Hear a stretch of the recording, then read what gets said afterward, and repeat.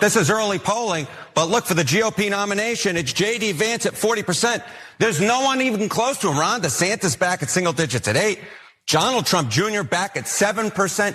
And I know Kate Baldwin will say, Harry, it's so early. It's too early to look at the polling. You said it. You don't even need me to say it. I said it, quoting you. I was channeling you. But keep in mind that early favorites have actually gone on to win the nomination 63% of the time. Those who have run since 1980. And when you're dealing with fields that are 5, 6, 7, 8, 9, 10, upwards of north of 20, and all of a sudden you're telling me that the early poll leader, who is J.D. Vance, that those win more than 50% of the time? That is why I say it looks pretty gosh darn good, or pretty good. Couple things coming out of that. First of all, they're adorable together. Second of all, 1980 is the literal weirdest way to say that year. And third, not a bad Larry David, honestly, from Harry Enton there. But that polling is interesting. I don't know how surprising it is. I mean, he is the VP. So like he's the one that everybody knows. It is maybe a little bit surprising that Trump Jr. isn't doing better, considering how little anything seems to matter on the right other than just name recognition and the perception that Donald Trump likes you. Actually, maybe that's the thing that's hurting Don Jr. a little bit. Maybe they don't think that Trump supports him enough. I don't know. But that's J.D. Vance, who's currently leading in all of these polls. I sort of doubt that once the actual primary happens, if it happens, that he's going to do all that well. I think that he's a really oily guy. I don't think he's a great candidate, but we'll see.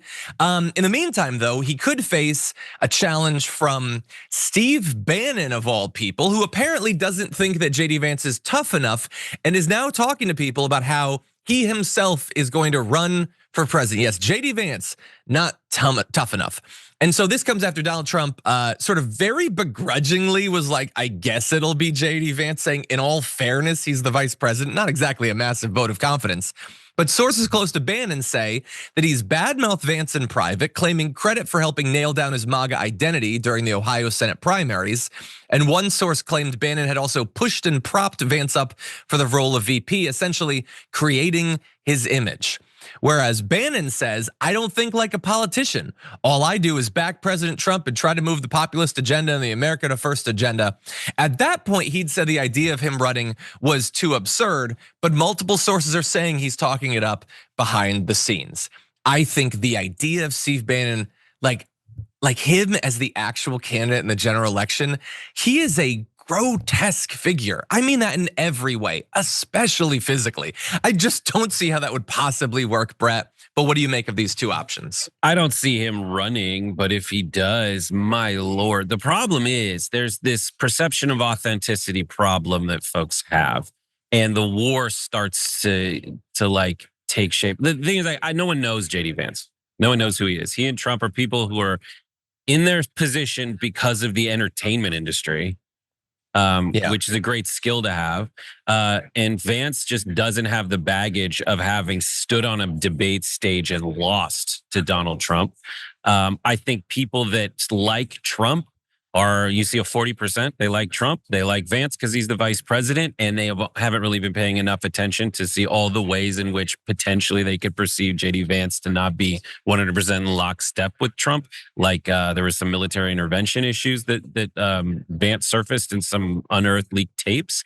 But other than that, like DeSantis really represents the opposite of Trump in all ways, and he's a loser is the problem. And then with Bannon, it's like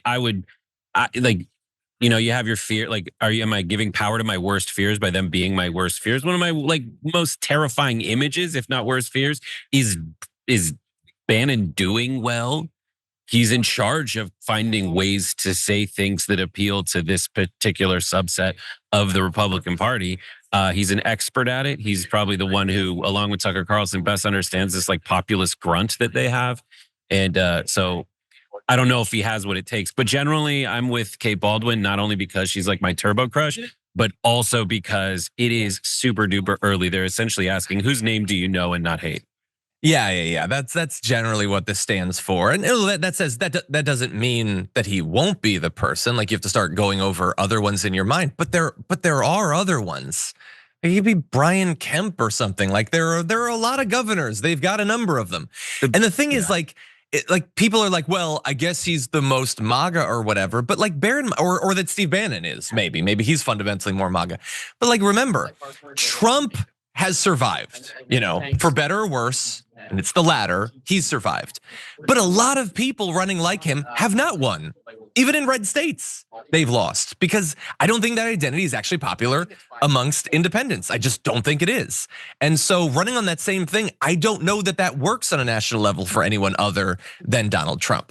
Perhaps we'll see, perhaps in the form of Tucker Carlson or JD Vance or Steve Bannon or whatever, but I don't think that it's a lock that just the most MAGA person naturally inherits all of Trump's vote and that actually forms a bigger, actually winning majority coalition. Yeah, anyway. I see Steve Bannon looking at JD Vance, tying him to Peter Thiel and Palantir, depending on how that escalates, and throwing him on a railroad track somewhere and seeing if something runs him over. Yeah, maybe metaphorically.